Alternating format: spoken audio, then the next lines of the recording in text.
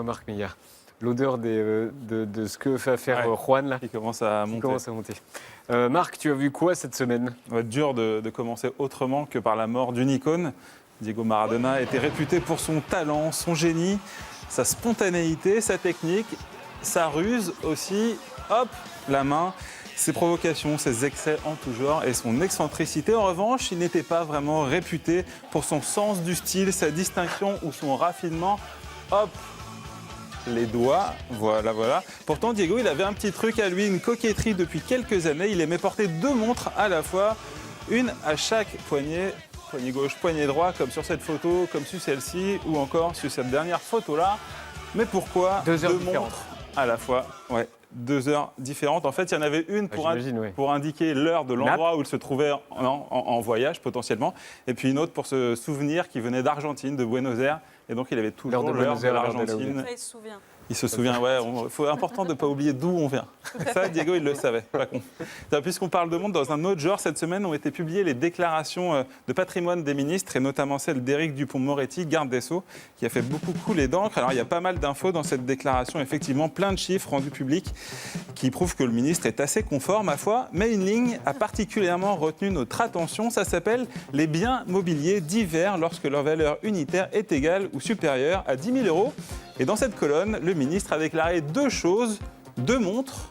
Voilà 2 montres. Alors, c'est peut-être pour avoir l'heure de Buenos Aires. Dans le détail, le ministre, il déclare une Rolex Daytona d'une valeur de 13 000 euros. La voici à son poignet. Dans la liste plus pointue encore, il déclare une montre de marque Journe à 25 000 euros. Le modèle chronomètre souverain que voici à son poignet à l'Assemblée nationale tout récemment. Alors, on va préciser plusieurs choses. D'abord, qu'on a le droit d'aimer les montres. Moi, j'aime bien ça, c'est pas un crime. Précisons aussi que jusqu'à preuve du contraire, Éric Dupond-Moretti s'est acheté ses propres montres avec le fruit de son travail. C'est tout à fait normal. Et précisons enfin que le ministre aime vraiment beaucoup les montres et qu'au fil des ans, il en a eu beaucoup d'autres. Ici, par exemple, c'est une Rolex, la Submariner, l'iconique. Là, une Breguet classique 51-40. Une autre Breguet, la chronographe type 21 en titane. Clou du spectacle pour les connaisseurs, en janvier 2020, avant de devenir ministre, il portait cette Patek chronographe à calendrier annuel d'une valeur de 80 000 euros. La question qui se pose concernant cette dernière montre, c'est pourquoi elle n'est pas dans la déclaration de patrimoine. J'ai envoyé un SMS au ministre pour savoir, je n'ai pas eu de réponse, donc a priori il y a 2 options. Tu as envoyé un SMS à Dupond-Moretti? Ouais, j'ai son 06 comme on dit. Donc soit il l'a vendu depuis janvier 2020. Il a gagné sur Instagram. Non, je ne suis pas sûr, je ne suis pas au courant. Soit il ne l'a pas mis dans la déclaration par pudeur, peut-être. Il l'a revendu. Oui, il l'a revendu. Il l'a peut-être revendu depuis janvier. Dénonce de ouf. Je ne dénonce pas, j'énonce des faits. Voilà. On a le droit d'aimer les montres, pareil. Elle n'a rien à voir. La série sensation du moment s'appelle The Crown, évidemment. C'est une plongée dans l'intimité de la couronne anglaise. La 4e saison vient de sortir et un personnage, évidemment, crève l'écran. Vous l'avez reconnu, la princesse Diana, interprétée par l'actrice Emma Corrin.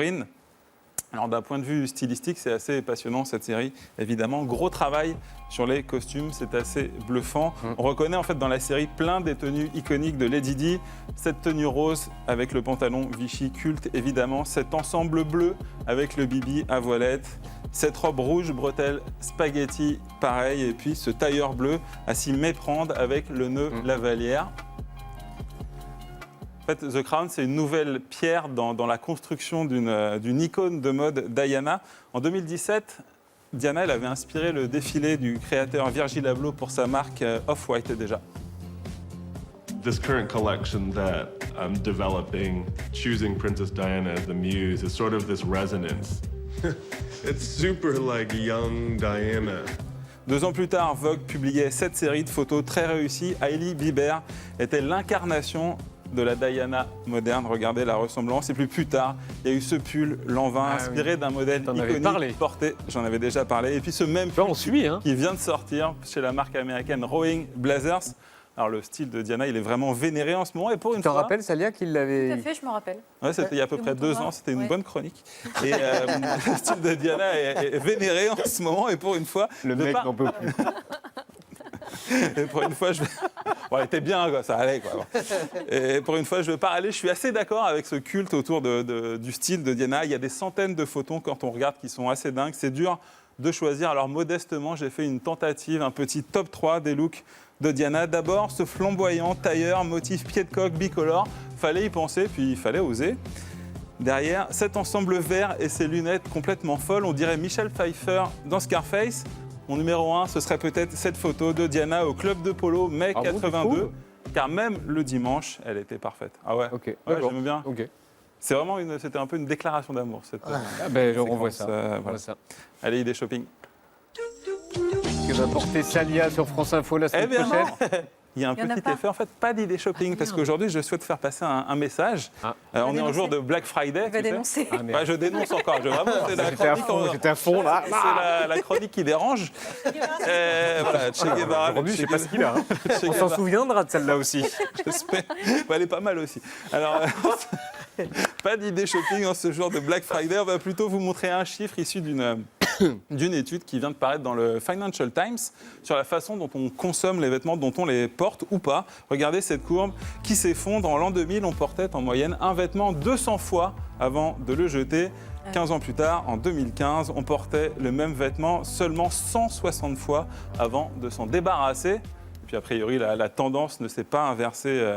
Au contraire, ces 5 dernières années, on rappelle qu'en France, on jette l'équivalent de 442 millions d'euros de vêtements chaque année et que seul un quart de ces vêtements jetés est recyclé.